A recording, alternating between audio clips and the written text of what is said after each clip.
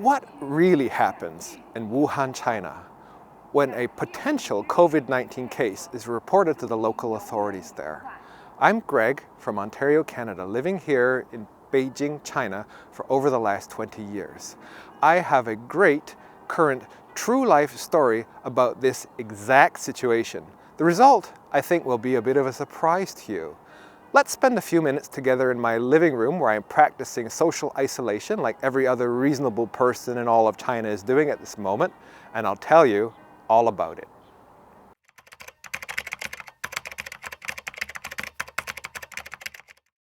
To get our story started now, I'll give a little bit of background information first. One of my best friends, Tony, he lives in Shanghai. Tony's originally from Wuhan. I think if I in the past had said to you somebody was from Wuhan, China, you'd be like, or maybe not you, but some people, okay. Some people would be like, Wuhan, China, oh, that's next to Tokyo, right? And they'd be like, okay, different country, people, Tokyo, Japan over here, Wuhan, China over here. Well, I guess if there is a good thing about COVID-19, at least it's helped people study a little bit about Asian geography. Everybody now knows where Wuhan is. Wuhan, you are on the map. And just in case you don't know yet where Wuhan is, Beijing is up here, that's where I live. Down here is Shanghai, and just over to the west, that's Hubei province, and Wuhan is in the province of Hubei. Now, in Hubei, in Wuhan, lives Tony's mom, dad, brother, and sister. The whole side of the family, they have been there from the beginning of this virus outbreak. As we all know, the city of Wuhan has been on lockdown, suffering during this epidemic. Tony, of course, right from the beginning, was on pins and needles for his family's safety there in Wuhan.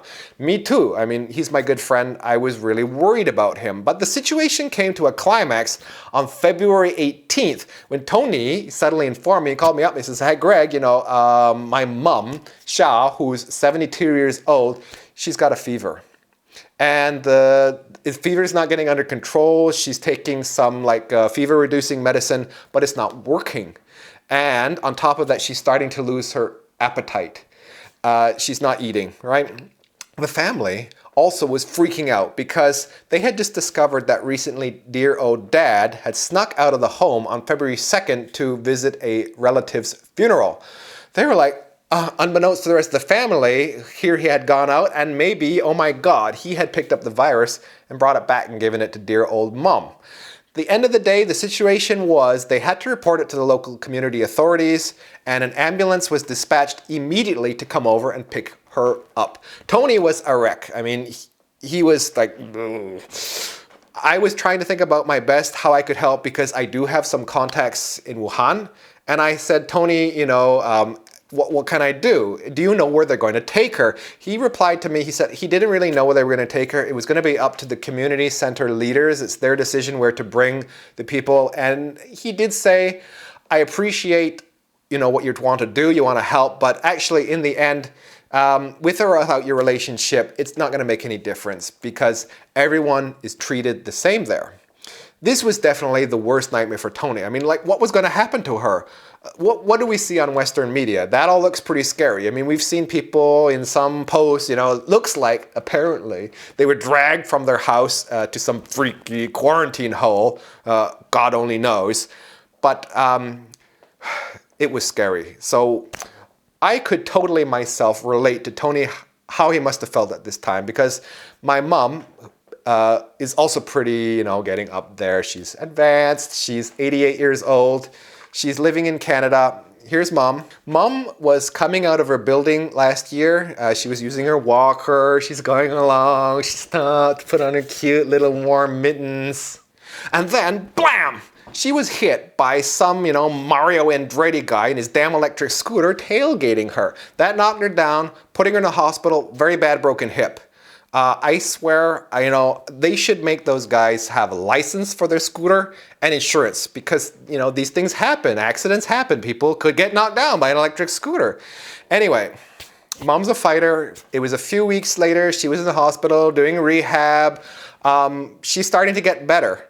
Oh, and I have to say, incidentally, mom didn't sue the guy. She didn't ask for any compensation. She's just really kind. I mean, she figures the guy felt bad too. It was just an accident. You know, mom is like an angel. Anyway, while she was still in the hospital on rehab, suddenly things were changing. It was getting really bad. We didn't know what was going on. And then they finally figured out that she had a blocked intestine, and they were going to have to do emergency resection surgery. On an 88-year-old lady, emergency resection surgery, she's going to have a global anesthetic. They're going to put her under where they didn't put her under in the major hip surgery. They were scheduling the surgery. When I heard about this, I was like, immediately, I'm on my app, my booking app, and I'm getting an airplane ticket back to Canada for that day. That afternoon, I was on the airplane back to Canada, flying to be with my mom. So I can imagine how frustrated and powerless Tony must have felt at that time, because he wanted to be with his mom. What did happen next in Wuhan?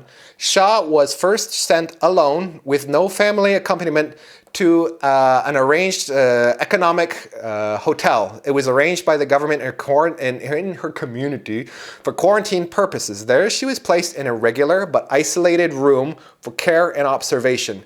Her fever still wasn't quite getting under control, and she felt nervous like hell. She was fearing more and more for her life because she was worried that maybe she had the virus. This was really scary for her, and it would be for anybody in that situation. She was convinced, it was the end of her days. She was mumbling to the medical staff, what her last wishes were. The staff there, they considered her age of 72 years old. That's getting advanced as well. How she appeared, she thought she was going to die. She probably looked like she was going to die too. So they appealed to have her transferred to Huashan Hospital. That is the new 1,000-bed hospital, which was just created in like 10 days. A miracle in China. In Wuhan by the local government to take care of and provide 1,000 new beds for those that have NCOV. That was definitely a breath of luck for her, and this is where we kind of like shift gears in our story. After just 2 days in the new facility, Xia's fever began dropping. This was good. Her appetite was coming back. But here's the important news. The hospital finally confirmed that she did not have the coronavirus. In fact, she just caught a bad cold. That was a relief. Tony was getting like tons of messages from his mom every day, relaying just how wonderful the food was there. To the point that, mom, she was making it a guessing game. Like, oh, what kind of food are they going to bring me today? Oh my goodness. What meal do I going to get? She did like soy braised pork, meatballs with brown sauce, Sichuan style pork, stir-fried chicken diced with hot chili, steamed buns, noodles, all kind of desserts, yogurt, fresh milk. They just had it all. She was like, this is amazing, amazing. She was elated. Okay, now I have to admit, for a guy with a Western stomach, it doesn't really look all that exciting. But for a 72-year-old Chinese lady who was in the hospital, who thought she was just gonna die a day before, she was in heaven with this, right? She was like, as I said, elated. Other happy news that Tony was receiving from his mom was just how attentive and caring all the doctors and the hospital staff they were. They would come and check her temperature 4 times a day. They would ask about her total physical condition, even treated her for some small unrelated things, sore neck, some stomach problem, things that she was having problem with earlier of that year. They were taking care of that for her. On top of it, the doctors, the nurses, they were always cracking, little funny jokes, trying to make a more relaxed atmosphere here for her there. And she was like, can they read my mind? This is just what I needed. She was really happy about that. And an additional point I have to make, we were flying doctors and nurses and staff to take care of this and fight this from all across China. And all across China, people speak different types of Chinese. In Beijing, maybe you don't know, I'll explain a little bit here. In Beijing, I speak Mandarin, we call Putonghua. And Putonghua is sort of standard that everybody in China should speak, but don't speak it that well. They all have their local dialects, like in Guangdong it's a lehou ma, and in the Sichuan it's你是个傻瓜丸子嘞呀. In Shanghai, I'm not even going to touch that. Shanghai is like Shanghai Hua, that makes me crazy. But Xia, she speaks Wuhan Hua. All right, maybe Hubei Hua because she's from like a small place like next to Wuhan. She speaks some kind of version of Hubei Hua. And the doctors there, of course, they're going to have a hard time understanding what she's saying. But she remarked to Tony that they were all so remarkably patient, kind, caring. They were trying their best to understand what she was saying. And for anybody who's sick, this is like so important. Imagine, I know it. I mean, I've been here in China, go to a hospital when I didn't speak Chinese very well at first. That was really tough for me. And for anybody who's living in a foreign country, you want to go where somebody speaks your language, where you feel comfortable, all right? On the seventh day in Huashanshan Hospital, Shah had been having 3 coronavirus nucleic acid tests. These nucleic acid tests were all negative. But the grand finale here, before the doctors released her, they gave her one huge final surprise. You're not going to guess what this was. I say any guesses, but you won't guess, okay? So they brought her a huge cake, a goodbye cake, in Wuhan, China, a goodbye cake. Can you imagine this in the, this outbreak? You can see her here enjoying that moment, giving the victory sign as she enjoys her goodbye cake. I had also heard from Tony, from his mom, that even, some of the elderly patients, when they started getting better and they were told they didn't have the virus, they were getting together, they were dancing, This is the spirit of Chinese people, I have to say. They're just lovely. I mean, you can see if you live here in China, in the cities, there's like squares and things like that where people can get together. The old people, they come out, they're dancing, they're happy, they're playing with fans and things like this. Chinese people, they're really happy. They have this, wonderful spirit. She was next released from Huashanshan. She was sent to a quarantine hotel. Is that a what? A quarantine hotel? What the heck is that? I've never heard of a quarantine hotel. So what is it? It is a hotel room prepared for her, basically like a suite with a living room, a sofa, a kitchen area. They prepared 3 healthy meals still for her every day. They're sending the meals to her there in the quarantine hotel. And this is where she is staying now. She is still there until March 11th when she passes her 14-day quarantine period. The final point here, all this great care, from the time the ambulance picked her up until now, this goodbye cake, I was going to say birthday cake, but goodbye cake, it was all totally free of charge to her. This was all covered by the Chinese government. And looking back today, what the Chinese government did for his mom and how well she was treated, Tony feels like truly moved. He said with deep and sincere appreciation, and I quote, "I have never been so proud of being a Chinese." What can I say here? As I mentioned earlier, from what I saw in those clips of Wuhan shown by Western media based outside of China, I was prepared for a horror story here, really. But what I discovered was the truth, at least in this case. It brings me, personally, great comfort. Now I know, maybe not every case is like this, and for those who do in fact have coronavirus, some do, need critical care, and they suffer immensely, and some of them don't make it. I don't mean to downplay that. I have my own personal related experiences that I've been through. No, not coronavirus, but people that I love around me, they've suffered from similar complications of respiratory distress. When I was in my mid-20s, my father, he got pneumonia. He was in a hospital with pneumonia. I was there beside him, and I had to suffer through holding his hand while he passed away with pneumonia. Watching the light in his eyes go out is a moment I'll never forget, but it's a moment that I don't want to remember. And here in 2005, my life partner, Ling Ling, she had lung cancer. And I was responsible for her care in that last year of her life. She passed away in 2005 in Beijing Family United Hospital. That's a hospital in my local community here.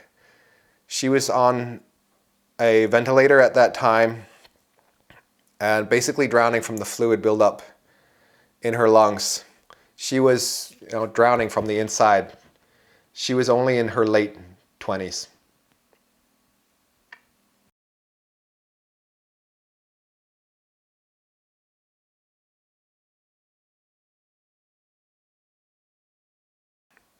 So I understand how those unlucky ones with the virus who are now in critical care, I understand how they feel.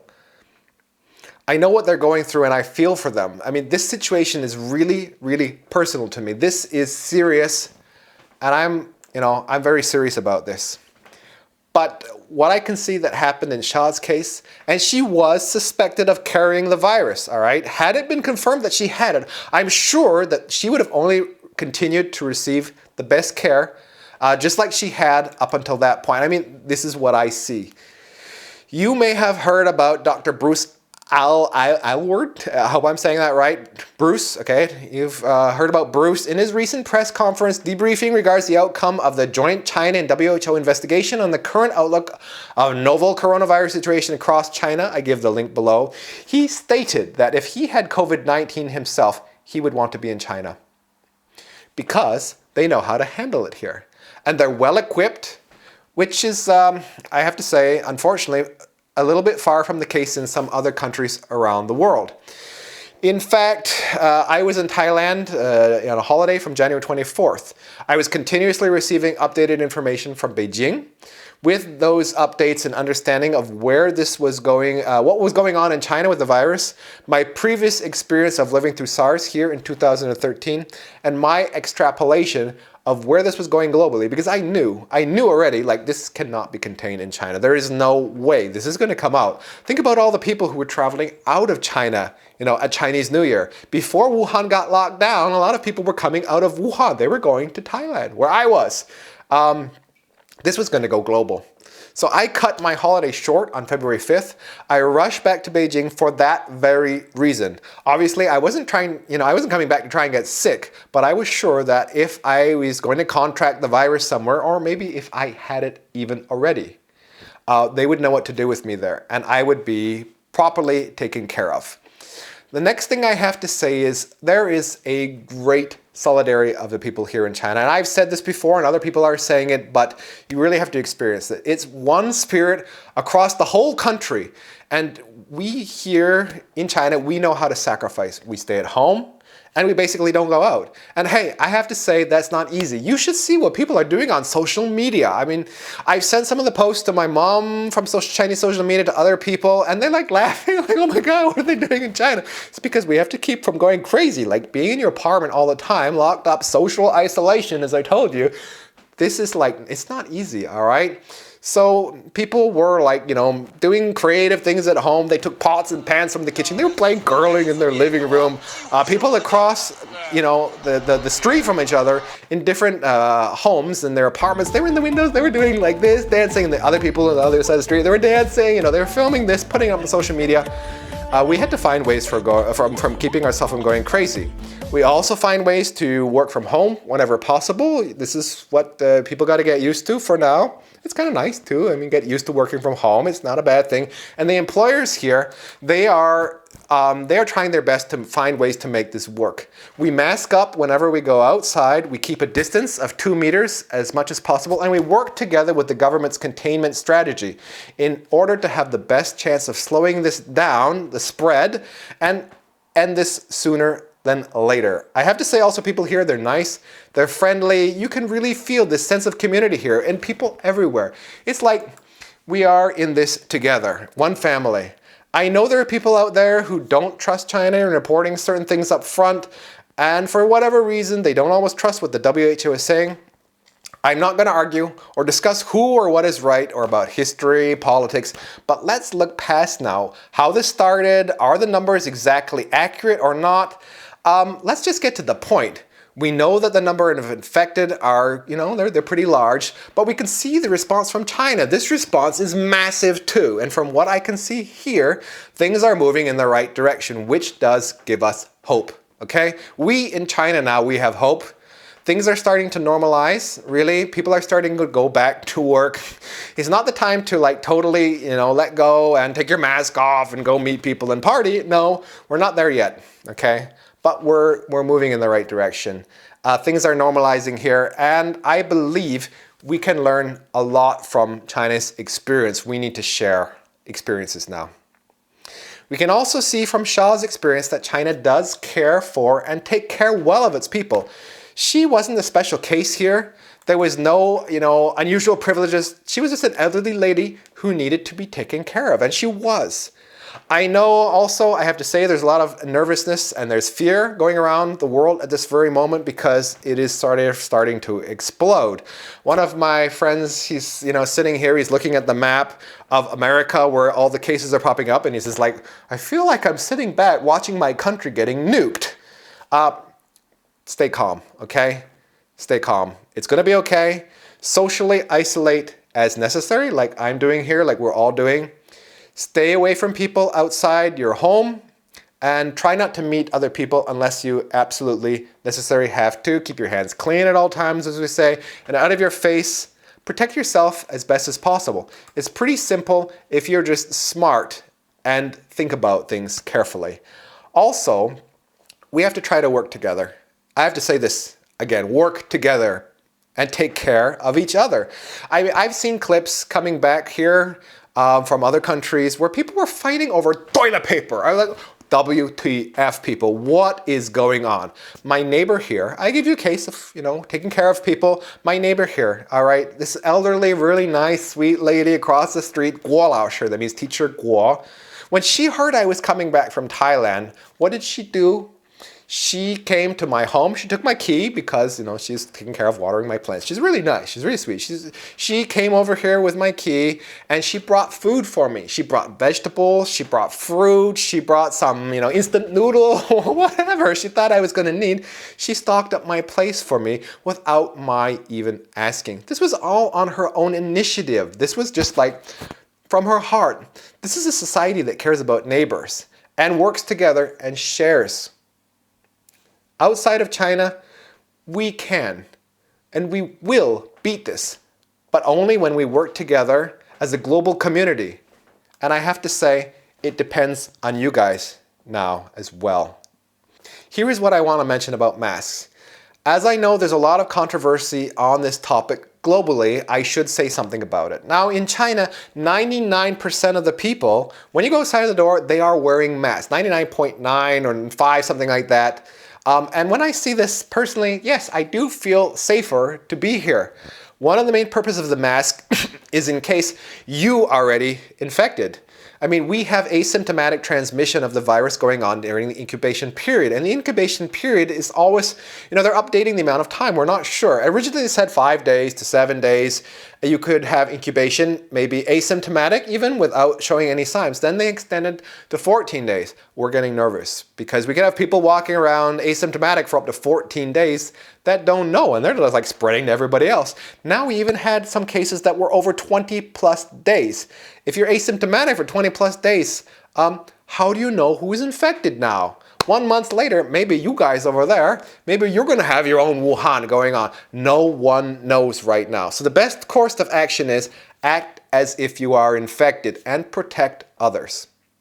Maybe you think, okay, I'm young, I'm less at risk, potentially, you don't know. But think about the most at risk people here.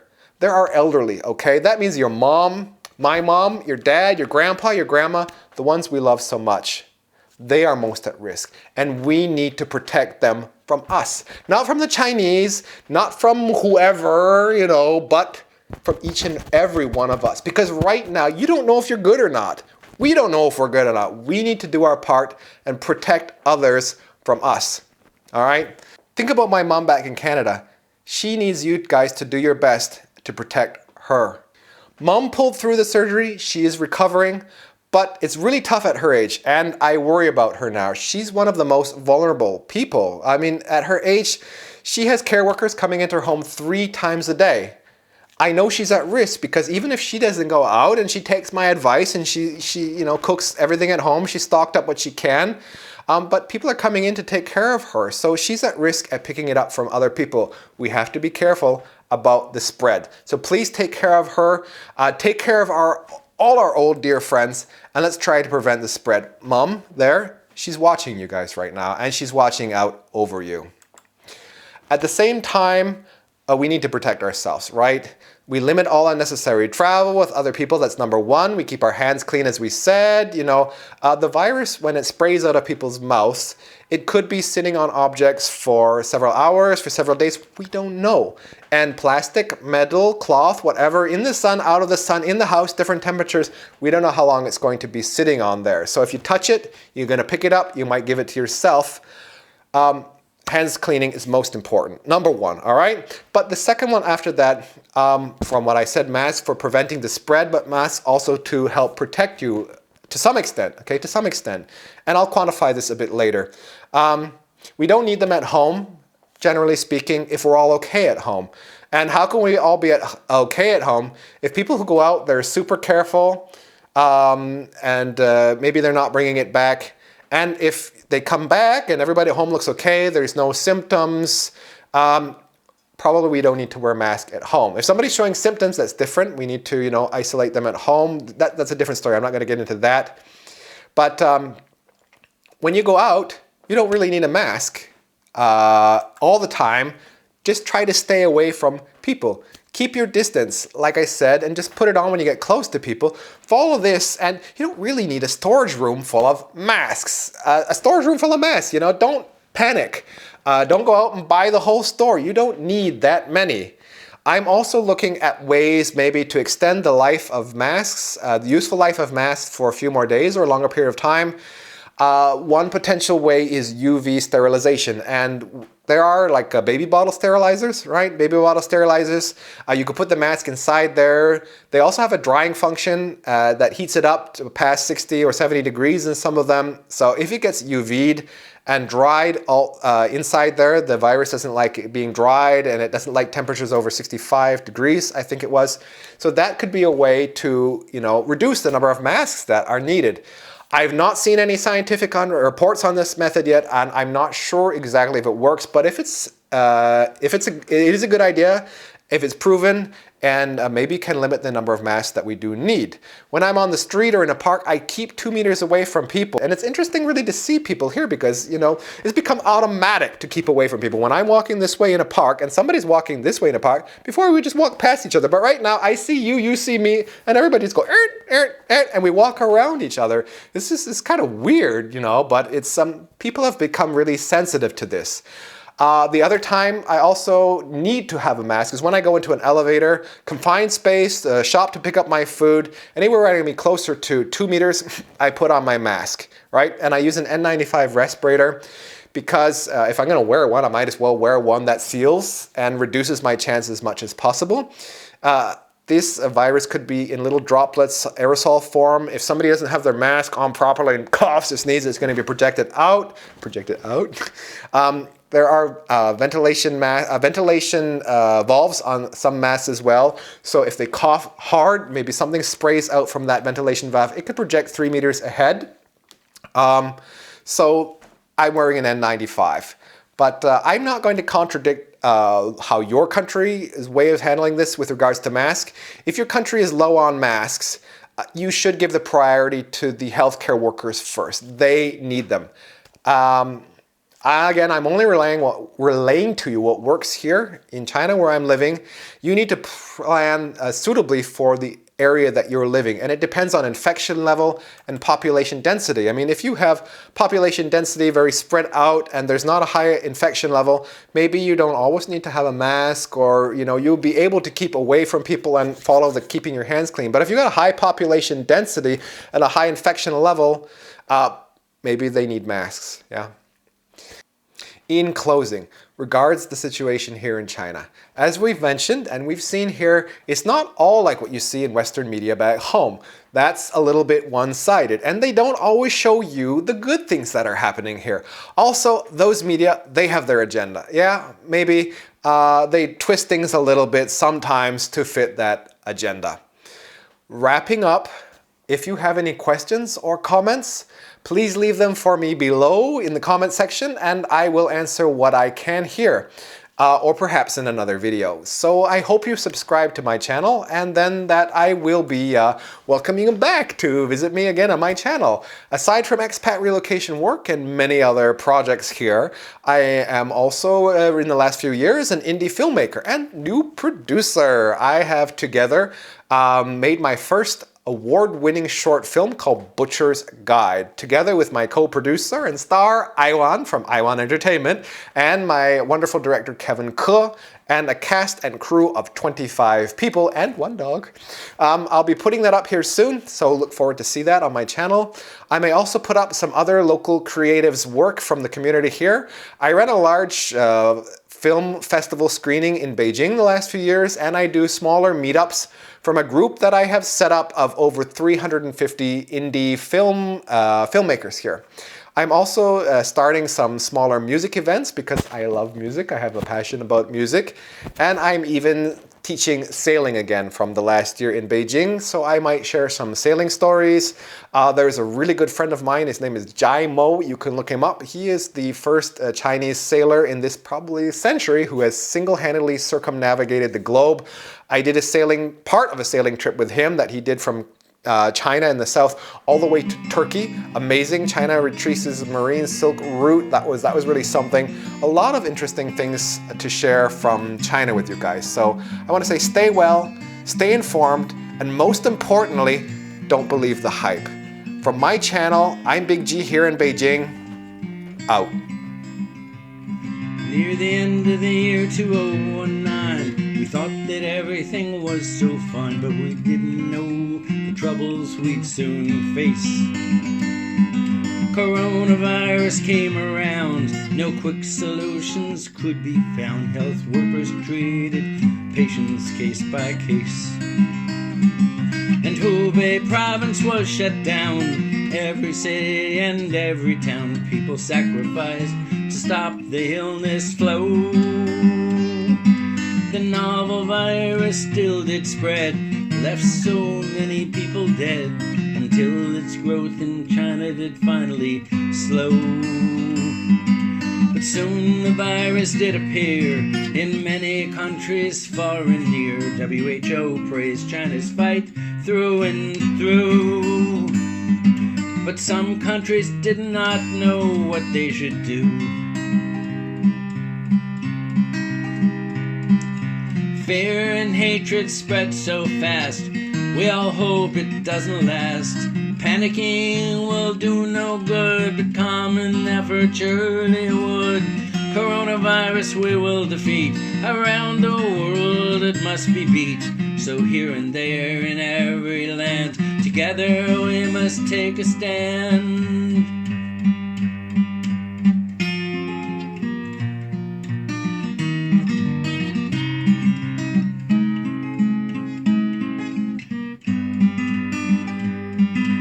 Fear and hatred spread so fast, we all hope it doesn't last. Panicking will do no good, but common effort surely would. Coronavirus we will defeat, around the world it must be beat. So here and there in every land, together we will take a stand.